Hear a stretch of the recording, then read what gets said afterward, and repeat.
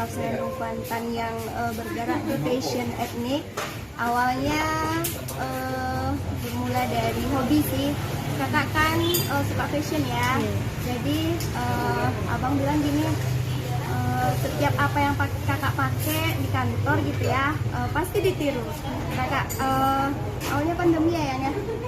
Jadi kakak suka tuh koleksi masker. Jadi apa warna jilbabnya kakak senadain dengan masker gitu kan. Terus teman-teman pesan, kakak awalnya pesan di Shopee gitu kan. Terus kata abang, kok cuma kita jualkan barang orang ya, kata abang itu. Terus ada perbuk waktu itu yang mewajibkan semua ASN di Kuansing wajib pakai batik Kuansing di hari Kamis. Nah, jadi kita waktu itu bermula dari bantu jualan kakak sepupu ya, jualkan batik kakak. Terus kakak dengan abang nggak suka sama kan, fashionnya nggak pernah suka sama orang, karena abang bisa gambar. Terus kakak bilang ke abang, bikinkan dong motif untuk baju batik hari Kamisnya yang beda dari orang gitu kan. Kan rata-rata batik Kuansing lebih identik dengan perahu gandong, pacu jalur. Kakak nggak suka yang sama gitu kan. Jadi terinspirasilah kita bikin gambar darah Kuansing yang itu terinspirasi dari fotonya si Celin. Nah, jadi di situ abang orak-arik di kertas, terus kita tuangkan ke dalam bentuk digital ya sama tim kita. Terus setelah baju jadi, langsung booming, langsung viral baju yang kakak pakai. Padahal kan cuma iseng-iseng bikin video ya. Setelah itu abang kita cari info, searching, akhirnya kita ketemu sama satu tempat yang produksi scrap printing. Ya udah, kita bikinlah motif yang pertama dengan motif yang sama ya, tetap terinspirasi dari fotonya si Celin gitu. Itu awal mulanya sih. Ternyata setelah kita coba pertama produksi, mencoba berani aja kan, kita produksi 100 pieces, terus kita bikin video launchingnya. Alhamdulillah 100 pieces itu bisa laku dalam waktu 3 hari. Awal pasti cuan ya, pasti cuan ya kalau untuk usaha ya. Terus yang kedua, kita tujuannya karena memang kita bisnis Raf ini kita pengen fashion etnik gitu ya. Bagaimana kita bisa mengangkat semua budaya-budaya yang nggak hanya, yang kalau sekarang sih kita masih fokus ke Kuansing ya. Jadi kita pengen mengajak anak muda-muda ini untuk terus mencintai budaya, sama dengan hashtag yang kita selalu gunain itu tua mewarisi, muda mencintai. Nah, itu sebenarnya tujuannya.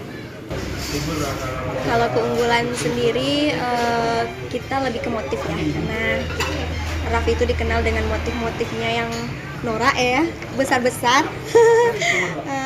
Terus tapi itu menjadi daya tarik. Itu beda dari yang lain. Iya, itu yang menjadi ciri khas tersendiri dari Raf. Oh ya, ciri khas dari Raf juga setiap motif itu tetap kami selipkan motif Takula Barembay sebagai identitasnya Raf. Jadi setiap series yang kita keluarkan, motif Takula Barembay-nya tetap kita tampilkan, tapi dengan variasi yang berbeda-beda. Apa untuk menjaga kualitas produksinya bagaimana Pak? Untuk menjaga kualitas produksi, kita setiap seriesnya selalu ingin memberikan yang terbaik untuk para konsumen dengan meningkatkan kualitas, baik itu dari segi motifnya, storytellingnya, kemudian juga bahannya, kemudian juga kita peningkatan di packagingnya, bagaimana konsumen itu membeli scrap kita tidak hanya scrap, tetapi juga mendapatkan barang yang bisa dipergunakan seperti pouch yang bisa tempat pensil, apa segala macam. Ada tasnya juga, jadi paper bag ya. Sekarang sudah ada paper bag, kemudian ada kotak juga. Dan tentunya packagingnya itu bisa dimanfaatin setelah Untuk series udah berapa yang diterbitkan?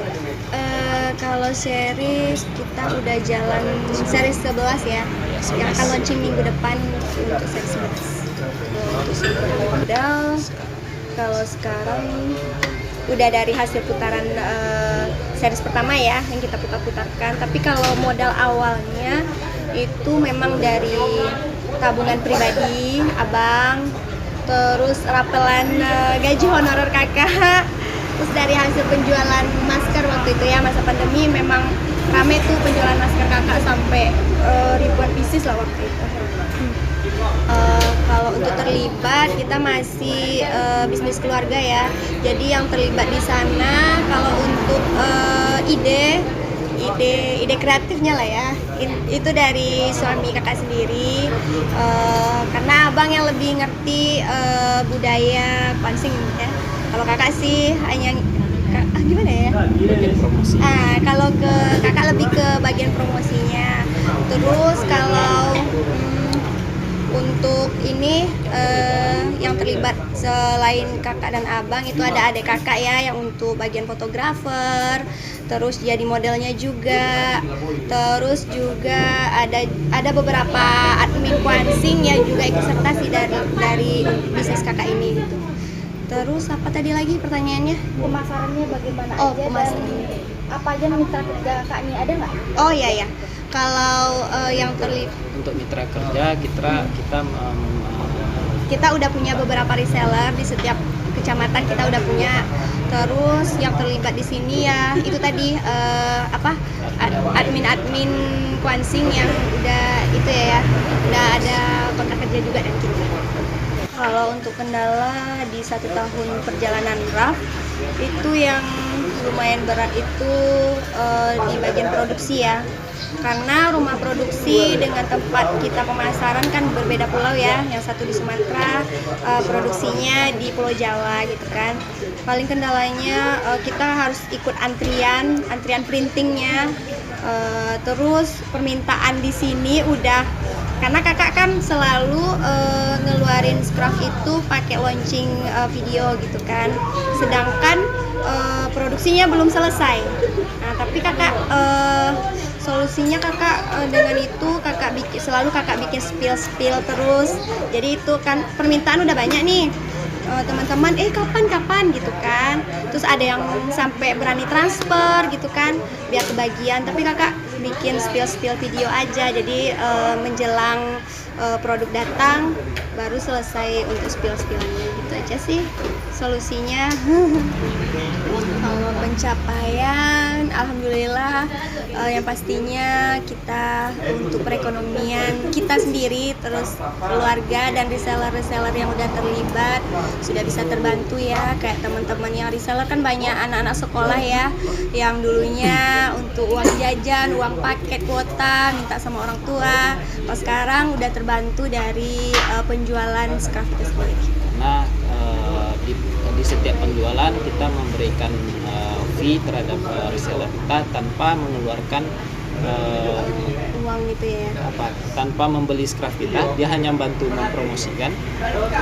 Ketika ada yang minat, dia tinggal hubungi kita, tinggal kita kirim, jadi dia jualan tanpa modal. Terus event ya.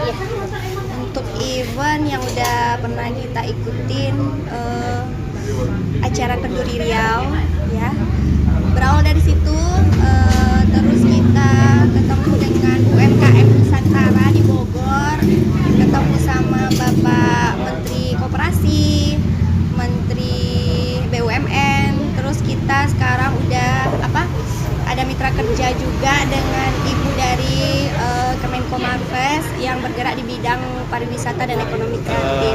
Berkeinginan bagaimana anak muda untuk lebih mencintai budaya, karena dengan mencintai budaya bukan berarti kita kembali ke zaman yang dahulu, tetapi bagaimana kita merawat budaya untuk bisa kita pakai sehari-hari dan untuk kita wariskan ke depannya kepada penerus kita ke depannya. Itulah dengan Makanya di produk kita selalu kita tampilkan hashtag Tua Mewarisi, Muda Mencintai. kalau untuk hal-hal yang berkesan, kakak selalu tanamkan di hati kakak, Allah itu maha baik. karena setiap sesuatu yang kakak rasa nggak mungkin, nggak percaya, ternyata Allah memberikan sesuatu yang berbeda dengan apa yang kakak bayangkan. Seperti Scraf yang hanya berawal hobi, berawal dari gimana kita bisa memperbaiki ekonomi keluarga, ternyata hal yang sangat berharga. Kakak bisa bertemu dengan orang-orang yang tidak pernah terbayangkan, tidak pernah termimpikan sama kakak, dan kakak tidak pernah terbayangkan juga bisa diajak terbang gratis, berlayar gratis dengan Rauh Senandung Banten. Itu aja sih.